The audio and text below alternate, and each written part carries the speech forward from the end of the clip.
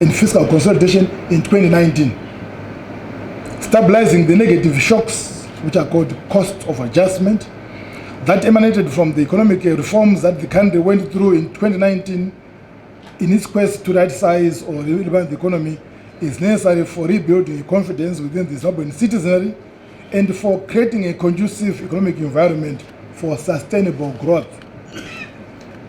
Specific measures that the bank is pursuing to stabilize the economy include the following. 1. Implementing the monetary targeting framework geared at addressing inflation and exchange rate volatility. 2. Enhancing transparency on the interbank market in order to provide efficiency in the foreign exchange market. 3. Injecting additional cash to address cash shortages in the economy. And 3. Promoting confidence in the monetary policy through effective communication and forward guidance in the public expectations, which are the epicenter of inflationary development in Zimbabwe. Consistent with the bank's policy thrusts of ensuring exchange rate and price stability, the economy managed to achieve a sustained decline in month-on-month inflation since October 2019 and relative stability in the exchange rate. This trend is consistent with a positive macroeconomic outlook for the country, which is to grow by around 3% in 2020, and month-on-month inflation we expect to be below 5% by year end. The bank is committed to ensuring that the above fundamentals are achieved through the bank's use of monetary targeting framework to achieve price stability, whilst at the same time addressing the emerging challenges of depressed aggregate demand that we are noticing within the economy. Focusing on confidence building through effective communication by the bank has also become extremely important in view of the fact that a key factor that causes inflation in Zimbabwe is people's expectations of future inflation. These non-monetary factors are grounded on the public's past negative experiences with inflation.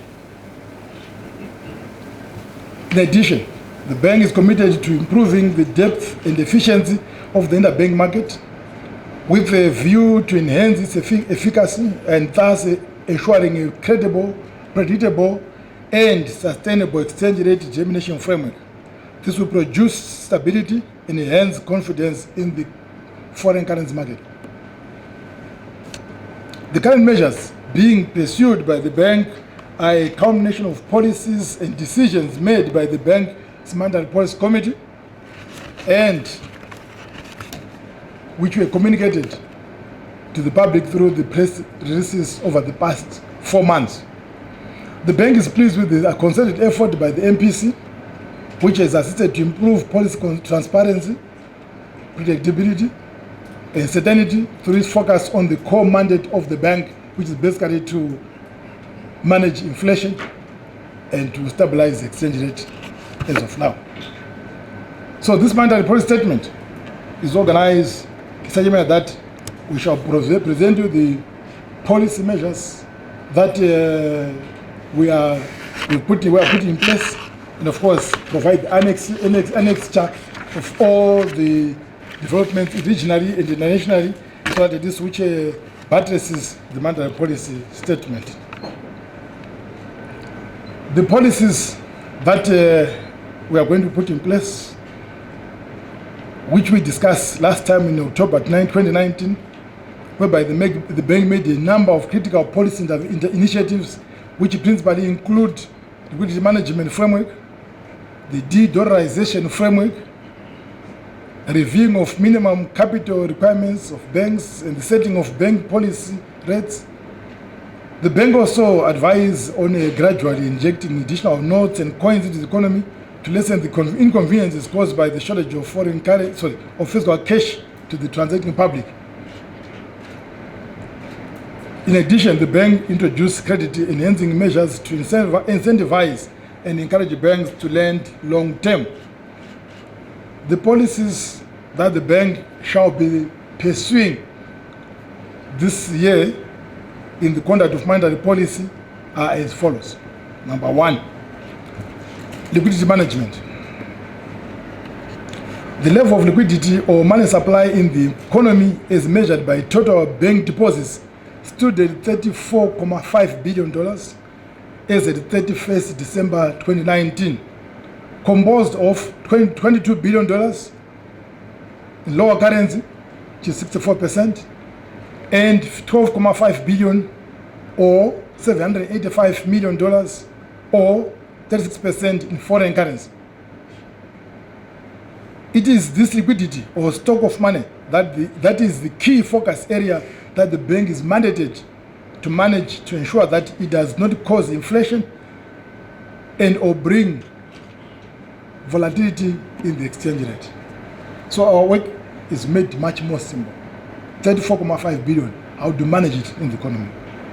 Focusing on liquidity management becomes even more critical, especially in the context under which around 50% of this 34.5 billion is concentrated on only 200 entities, whilst the majority of the Zimbabwean population is struggling to make ends meet in an economy with a huge output gap.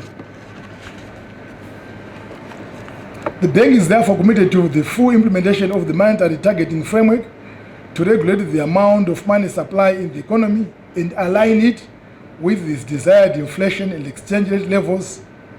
This framework will be operationalized through the use of existing open market operations tools that include treasury bills, savings bonds, corporate bonds, statutory reserve requirements, and the specific liquidity management instruments to deal with the uneven distribution of deposits in the economy.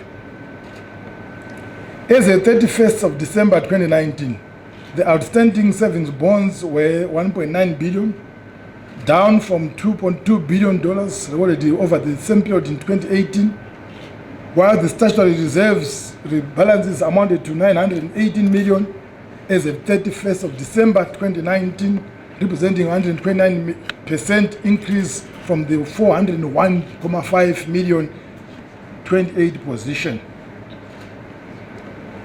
2. Enhancing the Reuters Forex Interbank Market Tracker System. The main aim of the Reuters Foreign Exchange Market Tracker System that the bank is putting in place is to improve the operation and efficiency of the foreign exchange market through a more transparent foreign exchange trading platform. As advised by the bank, the electronic deal tracker system under the Reuters platform went live on a trial basis on 2 December 2019. Accordingly, the next step is for banks to become market makers in the user test environment to make sure that the new trading platform can handle the tasks in the live environment.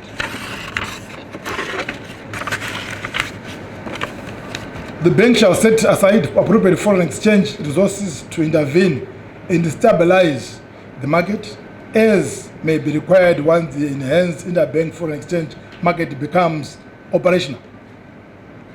The bank is also undertaking a further refinement of the activities of bureaus of exchange with an objective of strengthening their operations. 3. Credit enhancement measures.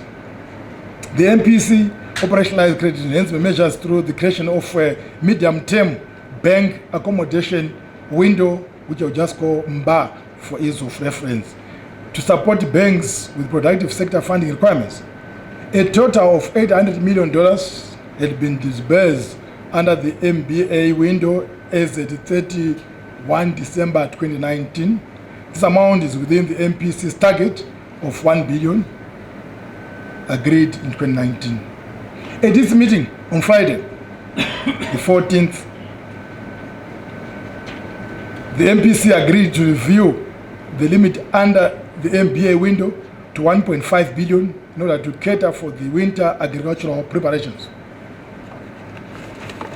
In addition,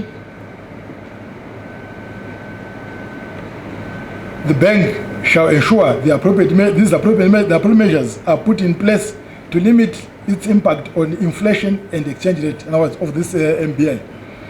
As emphasized by the MPC, access to the MBA window depends on the quantum of medium-term and long-term productive lending undertaken by banks, institutions to the productive sectors of the economy, since we are in a program to ensure that we increase production in this economy. In this regard, banking institutions are encouraged to reorient their lending portfolios to the productive sectors of the economy.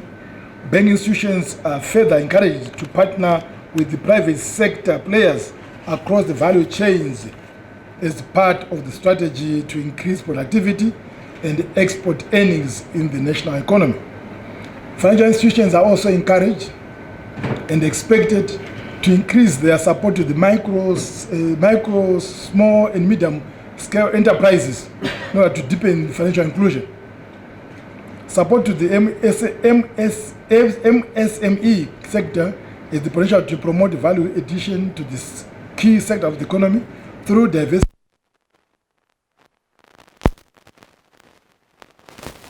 Increase output that we want in this country. Implementation of the collateral registry by June 2020 will enable the MSMEs to leverage on their movable assets to access funding from formal financial institutions. In this regard, the banking institutions, microfinance institutions are required to submit to the bank detailed strategies to support the productive sector during the period 2020-2021. The strategy document should be submitted to the bank by the 30th of June 2020. Bank policy rates, fourth one. Following MPC deliberations, the bank reduced its policy rate on overnight accommodation from 70 to 35%, as you all know, effective 20th of November 2019, in order to promote confidence in the economy and minimize non-performing loans. At this meeting on the 14th, which was a Valentine's Day, I think the MPC was thinking in such a manner that they will provide more confidence in the economy. At this meeting on the 14th of February 2020, last week, on Friday, the MPC resolved to maintain the policy rate at 35% per annum. The interest on the MBA, the medium-term bank accommodation window, was also maintained at the level that reflects the yield on the open market for treasury bills, which is currently between 15 and 18%. The bank, through the MPC, will continue to proactively guide the market on the expected path of interest rates as part of its efforts to build on policy transparency and confidence. 5, availability of cash for transactional purposes. Following the MPC decisions in October 2019 to increase the quantity of bank notes and coins in circulation to try and reduce inconvenience being faced by the public in accessing their cash at banks, the bank has imported additional bank notes and coins to ameliorate this situation. As an additional amount of 150, as you are aware, was disbursed in the last quarter of 2019 to give a total of $1.1 billion worth of notes and coins in circulation as at 31 December 2019. The 1.1 billion represents 3.2% of total banking deposits of 34.5 billion as at 31st December 2019. And as per normal banking practice, the notes and coins are sold to local banks for distribution to clients in exchange of their electronic balances here at the bank. So this is done to make sure that there is no inflation that is created by putting new money into the economy. Accordingly, the cash injections to date have not and will not increase money supply and thus managing inflationary pressures.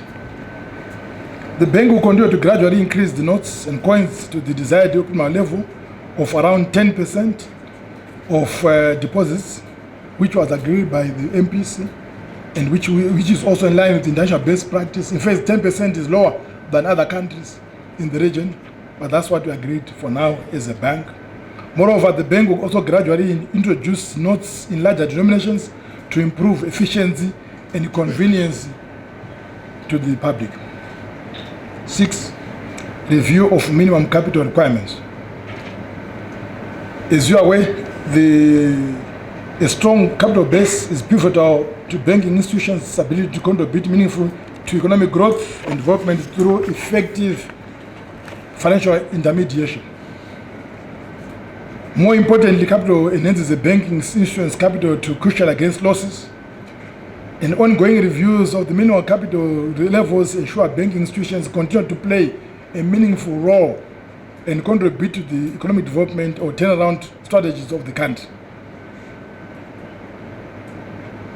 Pursuant to the bank's MPC releases on 22 January 2020, the minimum capital requirements for the banking sector were advised and were reviewed upwards in Zim dollars equivalent to the following amounts. Tier 1, which are large banks, commercial banks, and foreign banks, US equivalent of 30 million. Zim dollar equivalent of 20 million for Tier 2, commercial banks, merchant banks, building societies, developing banks, finance and discount houses. In Tier 3, which is the deposit-taking microfinance institutions, remained 5 million equivalent to our Zim dollars. And then credit-only microfinance institutions, $25,000. And we do believe that these minimum capital requirements are necessary, and that all banking institutions shall advise the bank by June 2020 of their plans and the area in which they want to be in. Otherwise, their strategies for compliance with the capital thresholds. 7. De-dollarization framework. Following the gazetting of the statutory instruments 33 and 142 of 2019, that provided the de-dollarization framework for the economy to trade exclusively in local currency, which in this country is called monocurrency. The bank is encouraged by the positive de-dollarization process that has been taking place in the economy. The bank believes that the macroeconomic signals that include fiscal and monetary discipline, prospects of positive economic growth, and lower inflation are improving to support a gradual de-dollarization process within a time frame of 5 years. This is in line with the other countries' experiences on de-dollarization. The foreign currency deposits as a proportion of money supply went down to 37% by 31 December 2019. These are the measurements. How do you measure de-dollarization, or how do you measure dollarization? You measure dollarization by looking at the foreign currency deposits as a proportion of money supply. In the case of Zimbabwe, it went down from 50% to 37% by 31 December 2019. Whilst foreign currency denominated loans in the banking sector stood at 22% of total banks' loans and advances as at the 31st of December 2019. The use of the local currency for transacting purposes has also continued to go up,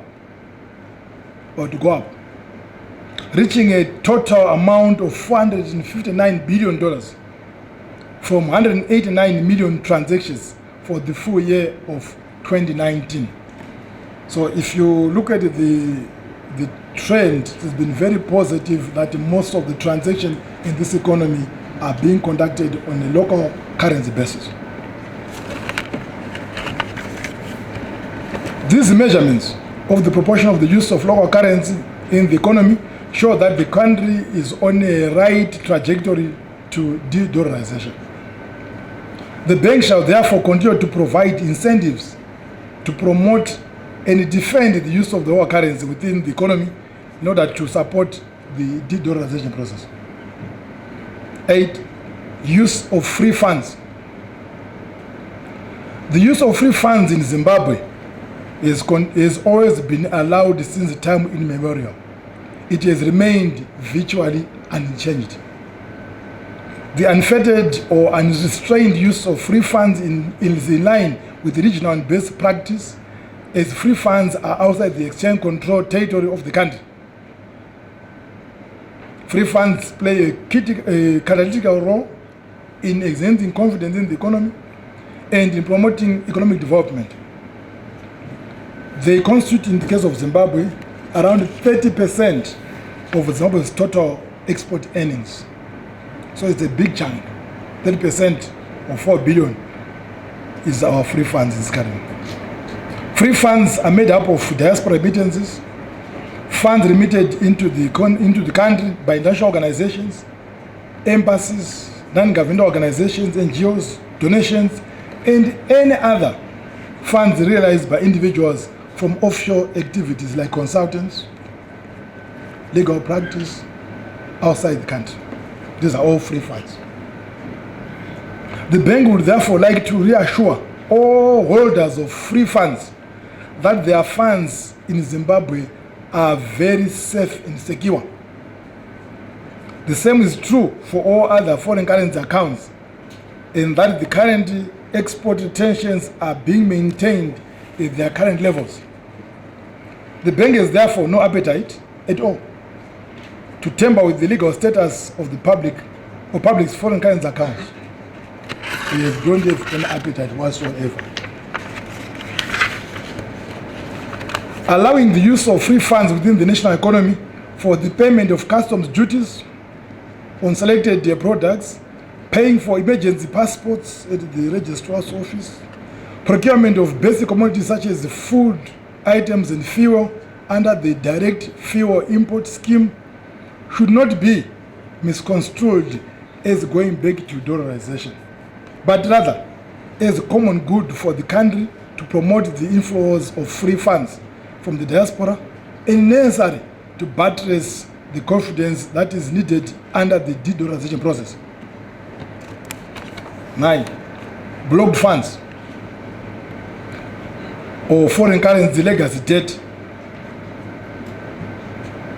Government through the bank is committed to orderly settlement of blocked funds, which are basically cash flows generated in Zimbabwe by foreign entities that could not be repatriated to foreign suppliers due to foreign exchange shortages, or commonly referred to as foreign exchange legacy liabilities or legacy debt. To date, Exchange Control has processed and validated blocked funds in an amount of $1.2 billion from 730 applications out of 1,080 requests received by the bank.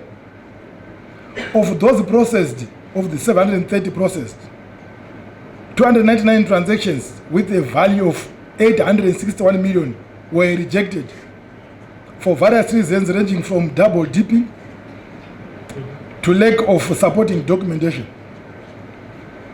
The balance of 350 transactions with a value of 457 million are still being processed by Exchange Control and the Debt Management Office for finalization by the 29th of February 2020. The validated blocked funds, this 1.2 billion, excludes the legacy foreign exchange obligations of 361 million under the Reserve Bank of Zimbabwe Debt Assumption Act of 2015. So we already had blocked funds before. 10. Sustainable financing and climate-related risks. Globally, sustainable finance has become one of the emerging issues in the financial service sector, calling for integration of an environment, social and governance standards into the process of providing financial services. Sustainability standards facilitate strong corporate performance of financial institutions and promote alignment of corporate strategies to national development priorities. To date, 8 banking institutions have embraced the sustainability standards and the satisfaction initiative, which is being driven by the European Organization for Sustainable Development under the Global Sustainable Framework Network. Meanwhile, the bank shall develop a sustainable finance framework within which will, inter alia, define the long-term objectives of the country's financial sector in relation to inclusive green financing and sustainable financing. Further, changes in global or regional climate patterns, with the global warming being the main aspect of climate change, is a current reality, with most parts of the world experiencing extreme weather conditions such as drought, flooding, and tropical cyclones. Zimbabwe has not been spared from the vagaries of the climate, as you are aware. Dai and our Kariba Dam, that is low, changes and remains vulnerable.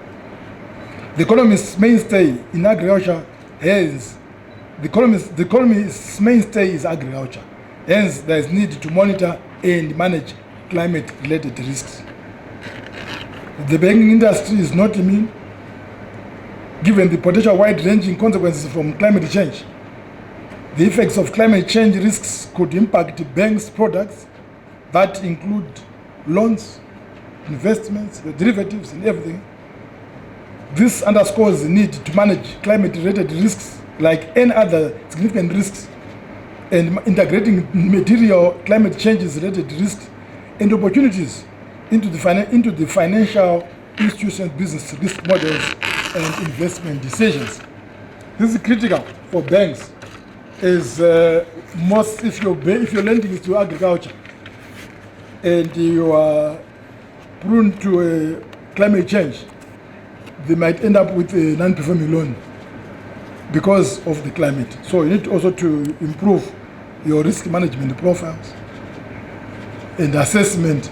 So at the end of the day, if there is no water in that area where you're financing, you might want to support the farmer with the possibility to have a dam. So at the end of the day, your funding is also assured that you come back. Otherwise, it will be dead on arrival. Financial technology. Further to the advice in the 2019 mid-term monetary policy statement, the bank has embarked on several initiatives to establish the fintech agenda. The bank is in the process of finalizing a regulatory sandbox framework. The framework will outline the qualification, application, and evaluation criteria for entities to be admitted into the sandbox. The sandbox provides an opportunity for innovators to connect to banks and other financial institution players.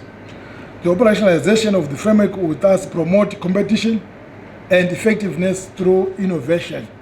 We're talking about innovation here.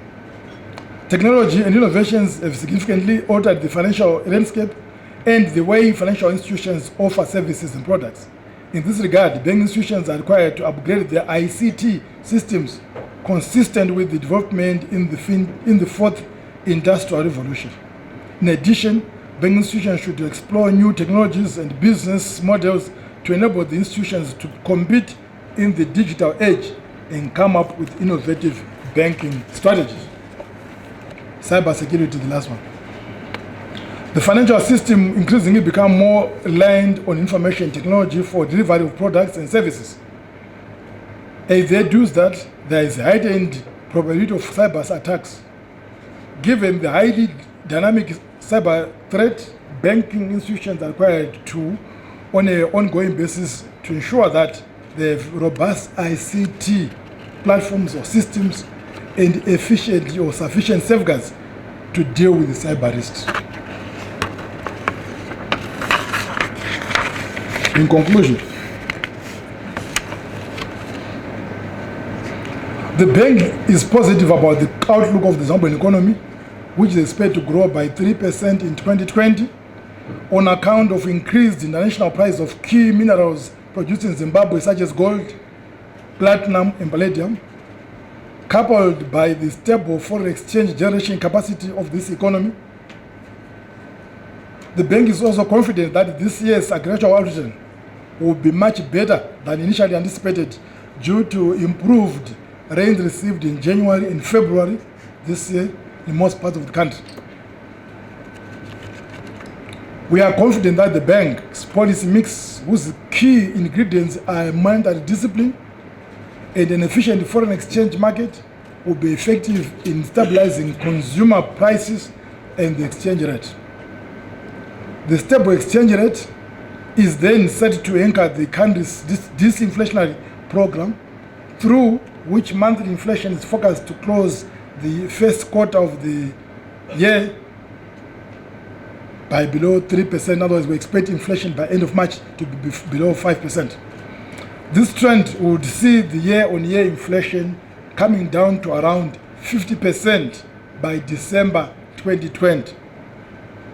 The confidence dividends from preserving the anchors of macroeconomic stability, notably inflation and exchange rate stability, will help to manage inflation expectations and foster a conducive environment for increased production and productivity within the national economy, thus underpinning the thrust of the 2020 national budget. I want to thank you for listening and welcome to the Reserve Bank. I'll take any questions that you might have. Thank you very much.